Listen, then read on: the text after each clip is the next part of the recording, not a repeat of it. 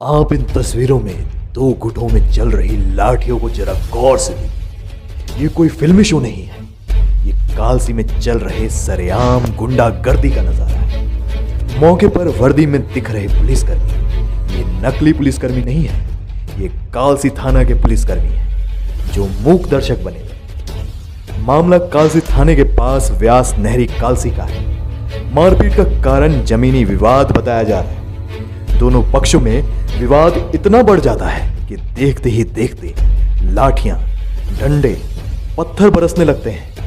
हैरान करने वाली बात तो यह है कि मौके पर पुलिसकर्मी भी दिख रहे हैं, लेकिन पुलिस के ये जवान तो मात्र दर्शन करने के लिए है।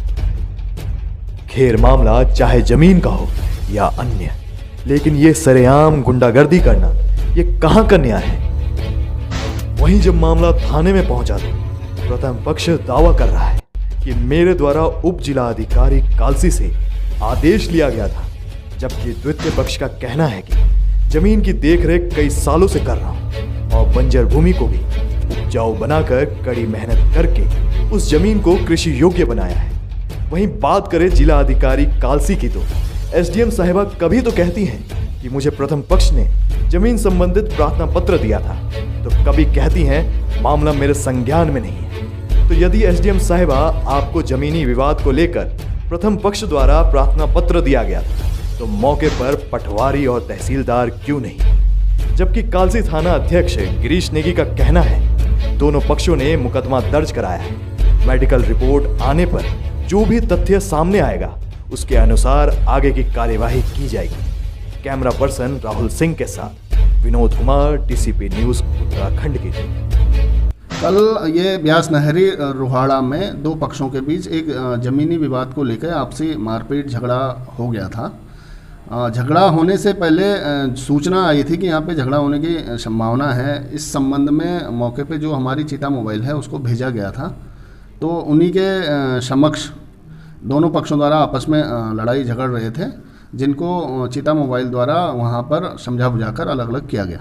ये आरोप बेबुनियाद हैं, चूँकि अधिकतर पुलिस बल कल कुंभ मेला ड्यूटी भी चला गया था और पुलिस बल की कमी होने के कारण मौके पे ज़्यादा भीड़ थी, इसलिए पुलिस द्वारा मौके पे अरेस्टिंग नहीं की जा सकी। कांस्टेबल लेवल के सिपाही हमारे थे वहाँ पे, उनके द्वारा काफ़ी समझाने बुझाने का प्रयास किया गया, लेकिन दोनों पक्ष काफ़ी उग्र हो रखे थे और इसीलिए पुलिस के समक्ष जो एक वीडियो भी आ रहा है कि पुलिस के समक्ष ही लड़ाई झगड़ा हुआ।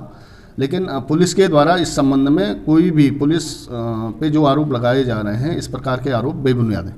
तहरीर लेने तो ये तो घटना तो हुई है, दोनों पक्षों की तरफ से क्रॉस मुकदमे लिखे जा चुके हैं। इस पर जो जिसकी भी गलती है, जितनी मेडिकल रिपोर्टों के आधार पर सुसंगत धाराओं में अभियोग पंजीकृत पूर्व में ही किया गया है। मेडिकल रिपोर्ट में यदि चोट की प्रगति ग्रेवियस होती है तो उसमें धाराओं की बढ़ोतरी कर नियमानुसार गिरफ्तारी की जाएगी।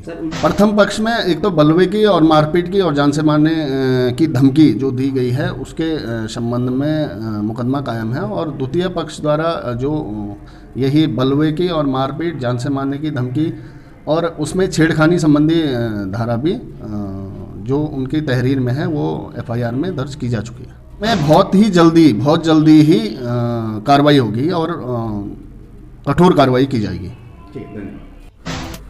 इसमें हमारे यहाँ एक श्री सीताराम नाम के एक व्यक्ति ने सीमांकन के लिए एक प्रार्थना पत्र दिया था कि उसे अपनी भूमि पर सीमांकन करना है, और वो तो उसमें हमने पटवारी और तहसीलदार की रिपोर्ट मंगाई थी। उनकी रिपोर्ट के आधार पर फिर एसओ को हमने निर्देशित किया था कि अगर मौके पे जाके पटवारी के साथ जाकर उनका भूमि का सीमांकन करा दे अगर कोई ऐसी लॉ एंड ऑर्डर की समस्या होती है तो, क्योंकि उन्होंने अपने आवेदन पत्र में लिखा था। लेकिन कल मुझे पता चला है कि वहाँ पे मौके पे दोनों पक्षों के द्वारा जो है शांति भंग कर और अव्यवस्था फैलाई गई है। तो इस बारे में मैंने फिर एसओ को निर्देशित किया था कि अगर इस तरह की बात है कि भाई लॉ एंड ऑर्डर को बिगाड़ने का काम इन लोगों ने किया है तो उन पर कानूनी कार्रवाई करें। अब देखिए, इस बात की तो पूरी जांच कराई जाएगी दोनों पक्षों को, क्योंकि एक ही पक्ष हमारे पास आया था, तो अब दोनों पक्षों को हम बुलाएंगे। अगर दूसरे पक्ष को कोई परेशानी है कि भाई वो कह रहा है कि मेरे 40 साल का कब्जा है, तो उस कब्जे के आधार पर वो अपना न्यायालय में, सक्षम न्यायालय में वाद दायर करके अपना सेटिस्फाइड हो सकता है, क्योंकि रिकॉर्ड में नाम तो है नहीं दूसरे पक्ष का।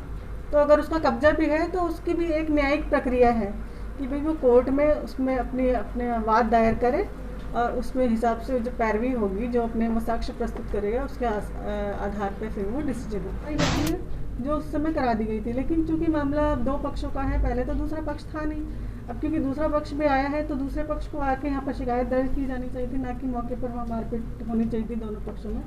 जो भी हुआ वो ठीक नहीं हुआ, दोनों पक्षों के खिलाफ मुकदमा किया है और दूसरा पक्ष चाहे तो अपने यहाँ कोर्ट में हमारे यहाँ आके और उसकी शिकायत अलग से अगर शिकायत भी करनी है तो शिकायत दर्ज करें, उसका प्रॉपर समाधान निकाला जाएगा। क्योंकि कल छुट्टी थी, पटवारी वो ड्रोन फ्लाइंग के लिए अपने क्षेत्र में गए हुए थे, तो मेरे ही संज्ञान में नहीं है, मैं इसकी जांच तहसीलदार से करवा रही हूँ। तो वैसे तो छुट्टी के दिन ये सब नहीं होने चाहिए थे, इस तरह के सीमांकन भी अगर हो रहा था तो नहीं होना चाहिए थे, वो कार्य दिवस में ही होना चाहिए।